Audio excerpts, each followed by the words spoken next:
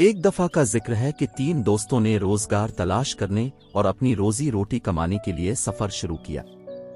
انہوں نے ہر حال میں ایک دوسرے کا ساتھ دینے کا معاہدہ کیا۔ جب وہ ایک گھنے جنگل سے گزر رہے تھے تو انہیں ایک بلند و بالا درخت کے قریب چمکتے ہوئے سونے کے سکوں سے بھرا ہوا ایک بیگ ملا۔ ان کی خوشی کی کوئی حد نہیں تھی۔ تاہم جب انہوں نے سکوں کو یکساں طور پر تقسیم کرنے پر غور کیا تو ان کے دلوں میں ایک گہرا لالچ پیدا ہوا۔ ہر ایک نے سوچا کہ سارے سکے اپنے لیے لے لیں۔ انہوں نے بھوک محسوس کی اور انہوں نے ایک دوست کو قریبی گاؤں سے کھانا لانے کے لیے بھیجنے کا فیصلہ کیا۔ بدقسمتی سے یہ دوست لالچی تھا اور اس نے زہر ملا ہوا کھانا خرید لیا۔ واپس آنے پر باقی 2 دوستوں نے، جو پہلے ہی اسے قتل کرنے کی سازش کر رہے تھے، اس پر بے رحمی سے حملہ کر کے اسے قتل کر دیا۔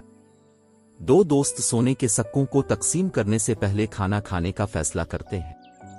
وہ زہر آلود کھانا کھاتے ہیں جس کی وجہ سے ان کی زندگی ختم ہو جاتی ہے اور سونے کے سکے بالکل بیکار ہو جاتے ہیں۔ انہوں نے لالچ کیا اور جان سے ہاتھ دھو بیٹھے۔ انہوں نے وعدے پر عمل نہیں کیا۔ جو دوسروں کے لیے گڑھا کھودتا ہے وہ خود اس میں گرتا ہے۔